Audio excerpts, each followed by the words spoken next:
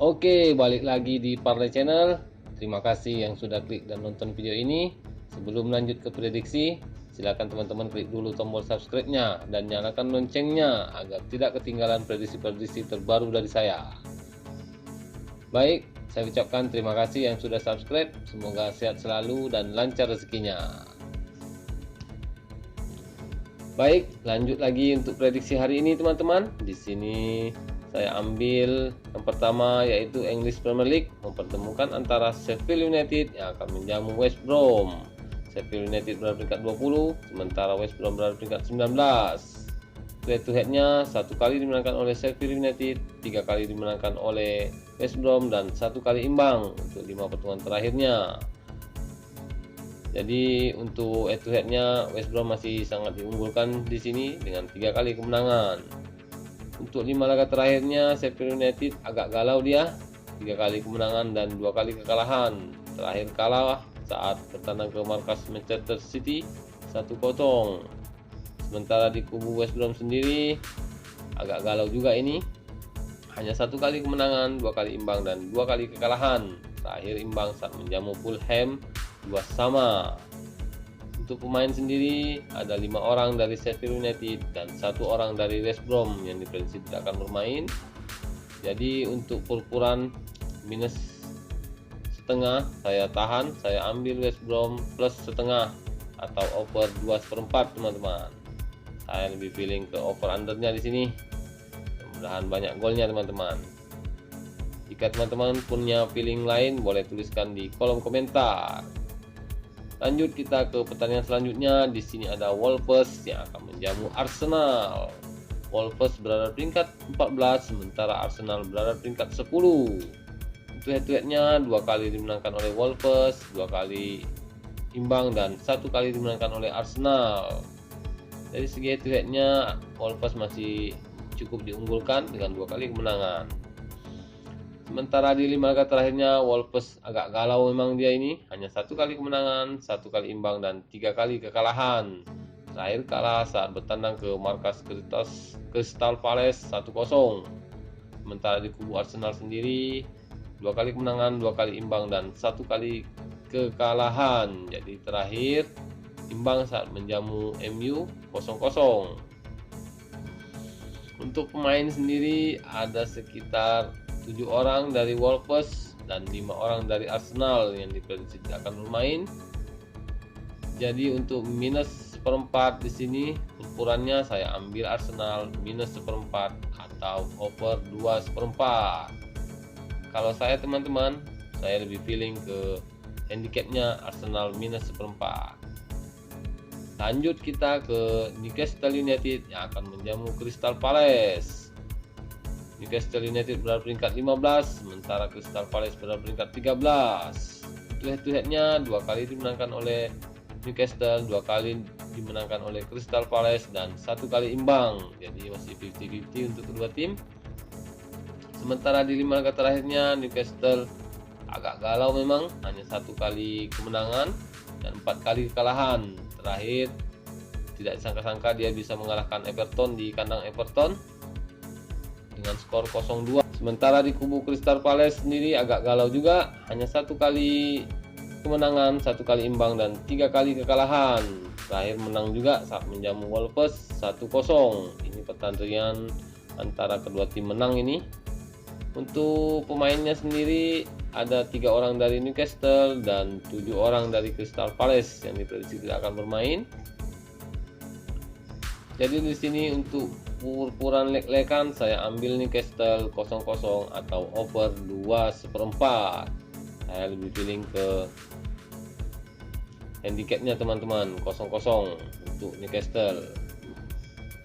Baik, lanjut kita ke pertandingan selanjutnya, masih di Liga Inggris, mempertemukan antara Manchester United yang akan menjamu Southampton. MU berada peringkat 2, sementara Southampton berada peringkat 11. Head to headnya MU memang masih diunggulkan dengan 2 kali kemenangan dan 3 kali imbang. Untuk 5 laga terakhirnya MU cukup baik, hanya 1 kali kekalahan, 2 kali imbang dan 2 kali kemenangan. Terakhir imbang saat bertandang ke markas Arsenal 0-0. Sementara di kubu Southampton sendiri agak galau, hanya 2 kali kemenangan dan 3 kali berakhir dengan kekalahan. Terakhir kalah saat bertandang, maksudnya saat menjamu Aston Villa 0-1. Kalah di kandang sendiri teman-teman. Sementara untuk pemain sendiri ada 3 orang dari MU dan ada sekitar 10 orang dari Southampton. Banyak ini yang cedera ini dari Southampton. Jadi kalau untuk purpuran di sini 1 masih sangat wajar. Jadi saya ambil MU -1 atau over 3. Tapi lebih amannya teman-teman boleh ambil MU win aja teman-teman, biar lebih besar kesempatan menangnya. Baik, saya ambil MU -1. Lanjut kita ke Coppa Italia, mempertemukan antara Inter Milan yang akan menjamu Juventus. Ini perempat final ini Coppa Italia. Inter Milan berada peringkat 2 dan Juventus berada peringkat 4 di Serie A-nya. Untuk 5 laga terakhirnya atau pertemuan terakhir kedua tim, 1 kali dimenangkan oleh Inter Milan, 2 kali imbang dan 2 kali dimenangkan oleh Juventus. Jadi Juventus masih mendominasi.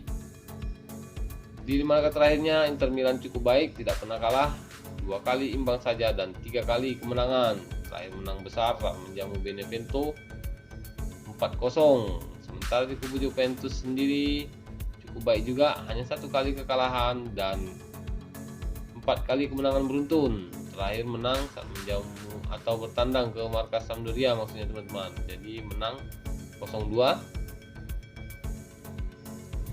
Untuk pemain sendiri ada sekitar 1 orang dari kedua tim yang diprediksi tidak akan bermain.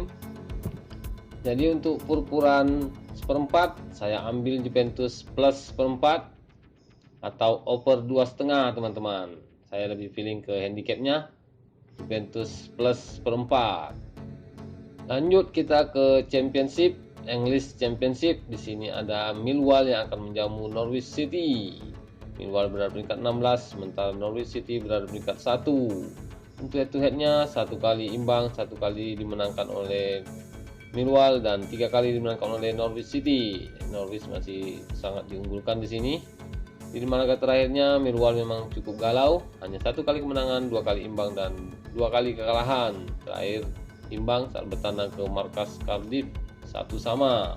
Sementara di kubu Norwich City cukup baik, hanya 1 kali kekalahan, 3 kali kemenangan dan 1 kali imbang. Di pertandingan terakhirnya imbang juga saat menjamu Middlesbrough 0-0. Untuk pemain sendiri ada 3 orang dari Millwall dan ada 6 orang dari Norwich City yang diprediksi tidak akan bermain. Jadi di sini untuk purpuran seperempat saya ambil Norwich City minus seperempat atau over 2/4. Saya lebih feeling ke Norwich City minus seperempat.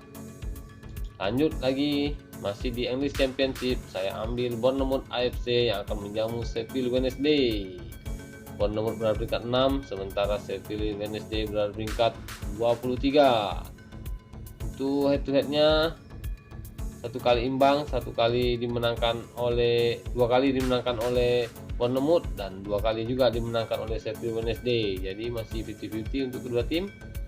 Di 5 laga terakhirnya Bournemouth agak galau ini, hanya 1 kali kemenangan, 1 kali imbang dan 3 kali kekalahan.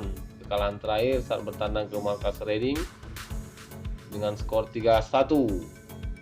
Sementara di kubu Sheffield Wednesday agak galau juga, 2 kali kekalahan dan 3 kali kemenangan. Tapi di pertandingan terakhirnya menang saat menjamu Preston North End 1-0. Untuk pemain sendiri ada 1 orang dari kubu Bournemouth dan 5 orang dari Sheffield Wednesday yang diprediksi tidak akan bermain. Jadi untuk purpuran -1 saya tahan atau saya ambil Sheffield Wednesday plus 1 atau under 2,5. Saya lebih feeling ke handicapnya teman-teman, plus 1 untuk Sheffield Wednesday. Lanjut ke pertandingan terakhir untuk prediksi malam ini. Sini saya ambil Coventry City yang akan menjamu Nottingham Forest. Coventry City berada peringkat 18, sementara Nottingham Forest berada peringkat 21. Head to headnya 1 kali dimenangkan oleh Coventry City dan 4 kali dimenangkan oleh Nottingham Forest. Jadi Nottingham Forest masih mendominasi. Di 5 laga terakhirnya Coventry City 2 kali kalah, 2 kali menang dan 1 kali imbang. Terakhir imbang saat bertandang ke markas Birmingham City 1-1. Sementara di kubu Nottingham sendiri 2 kali menang, 2 kali kalah dan 1 kali imbang. Terakhir imbang juga saat menjamu Barnsley 0-0. Untuk pemainnya sendiri ada 5 orang dari Coventry City dan 4 orang dari Nottingham Forest yang diprediksi tidak akan bermain. Jadi untuk ukuran 0-0 saya masih ambil Nottingham Forest dari segi unggul untuk head-to-headnya atau over 2. Saya lebih pilih ke handicapnya teman-teman, Nottingham Forest 0-0. Baik, itu dia sudah 8 tim. Semoga jadi referensi bagi teman-teman semua. Tetap utamakan feeling atau prediksi tim sendiri. Terus dukung channel ini dengan cara like dan share-nya, dan pastinya subscribe-nya bagi yang belum. Bagi yang sudah, terima kasih. Semoga sehat selalu dan lancar rezekinya. Akhir kata, salam JP, sampai jumpa di next video. Bye.